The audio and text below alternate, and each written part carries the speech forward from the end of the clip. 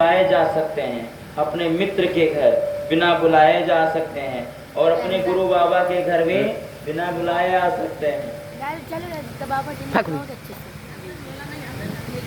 बिना बुलाए जाना चाहिए। आप कह रहे थे ना कि आपको बुलाया नहीं इसलिए नहीं आए, तो यहाँ पर बिना बुलाए भी जाना चाहिए गुरु बाबा के यहाँ, प्रभु के यहाँ, यानी भगवान के मंदिर में। कौन कौन से घर हैं? मित्र का घर हो, भगवान का मंदिर हो, पिता का घर हो, और अपने गुरु स्थान हो, गुरु बाबा का घर हो। यहाँ 4 जगह बिना बुलाए जाना चाहिए। और ये भी कहा गया है, लेकिन यदि हमारे जाने से किसी को कष्ट हो जाए तो नहीं जाना चाहिए। यहाँ अधिकार है, आरक्षण है, बिना बुलाए जाओ। लेकिन अगर कोई विरोध माने, विरोध जताए तो नहीं जाना चाहिए। कहा गया तदपि विरोध मान जहाँ कोई, तहाँ गए कल्याण न होई। तदपि विरोध मान जहाँ कोई, तहाँ गए कल्याण न होई। जहाँ पर कोई विरोध जताता, विरोध मानता, तो वहां पर भी नहीं जाना चाहिए, चाहे वो जिसका भी घर हो। अगर कोई विरोध मानता है, आपको पहुंचने से कष्ट होगा, तो वहां पर नहीं जाना चाहिए। कहा गया है आवत ही हर से नहीं, नैन नहीं सने, तुलसी वहाँ न जाइए, चाहे कंचन बरसे मेघ।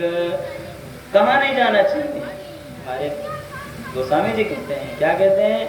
आवत ही हर से हम जाएं और कोई प्रसन्न ना हो हमें देख के, हमें देख के कोई प्रसन्न ना हो, हम वहां जाएं, वहां के लोग हमें प्रसन्न ना हो।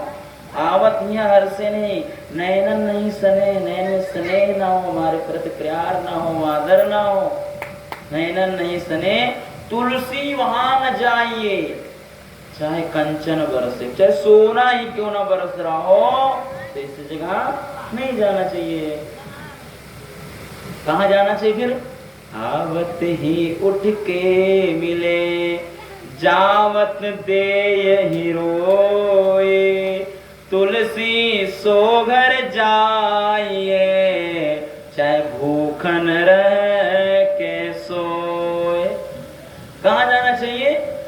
आवत ही उठ के मिले, जहाँ हम जाए लोग खुशी के मारे स्वागत करें, आगे आगे मेरी बुआ आ गई, नानी आ गई, चाची आ गई है, मेरा भांजा आ गया, मेरी बेटी आ गई, खुशी हो जाए।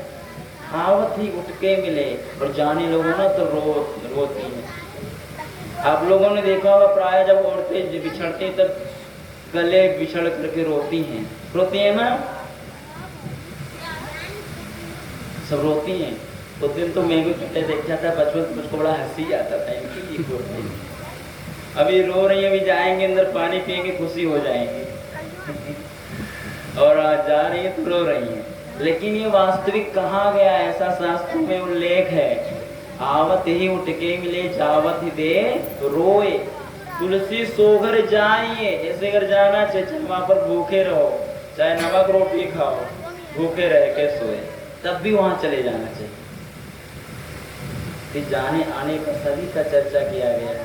तो इस प्रकार से भगवान भोलेनाथ, त्रिलोकीनाथ, देवादिदेव महादेव भोलेनाथ समझा रहे। किसको समझा रहे हैं? माता सती को, अपनी पत्नी को समझा रहे हैं कि ऐसे ऐसे घरों में नहीं जाना चाहिए। भले तुम्हारे पिता हैं, बड़े दक्ष हैं, धनवान हैं, प्रजापतियों का अधिकार उनको मिल गया है, तो यज्ञ कर रहे हैं, सबको बुलाया, लेकिन हमको नहीं बुलाया, तो क्या से बड़े हैं, तो इससे क्या हमें नहीं जाना चाहिए, क्योंकि हमें उन्होंने बुलाया नहीं है। पर सती जी जो है नहीं मान रही, समझ नहीं रही, समझने की कोशिश नहीं कर रही हैं। बाद में कहा है, बोले ना मेरे कहो न संशय जाई, विधि विपरीत हूँ, फिर भी तुम्हारी बात को नहीं मान रही हो तो फिर अच्छा नहीं होगा।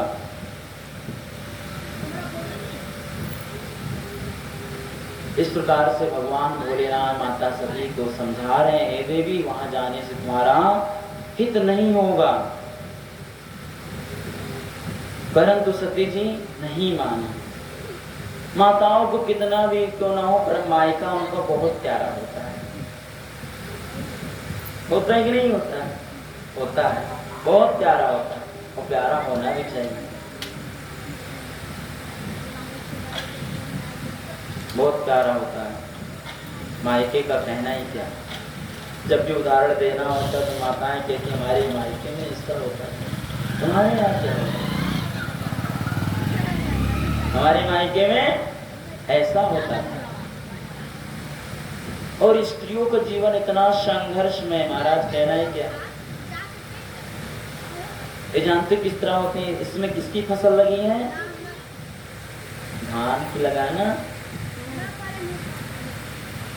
तो माताओं का जो जीवन होता है वो ठीक धान की तरह होता है।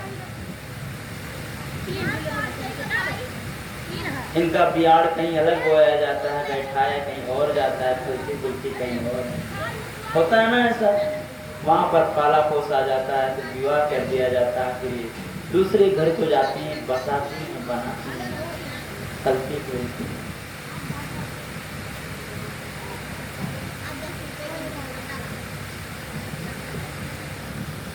एक ही वंश को उतारता है। और स्त्रियां दोनों कुलों का उद्धार करती हैं। ससुराल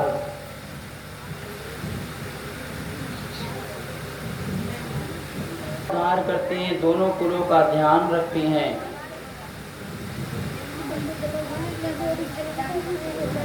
बताया गया है।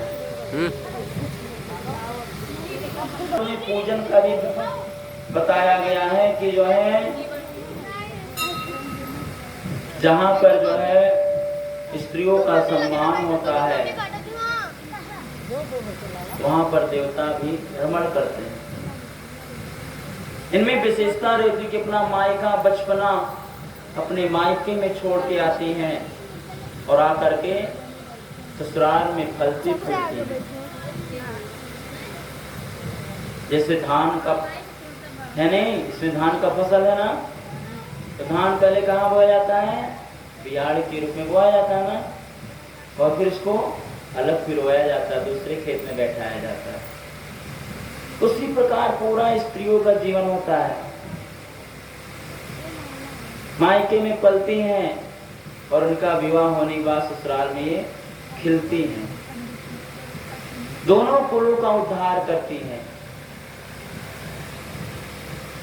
इसलिए इनको क्या किया गया है? धर्म पत्नी कहा गया है।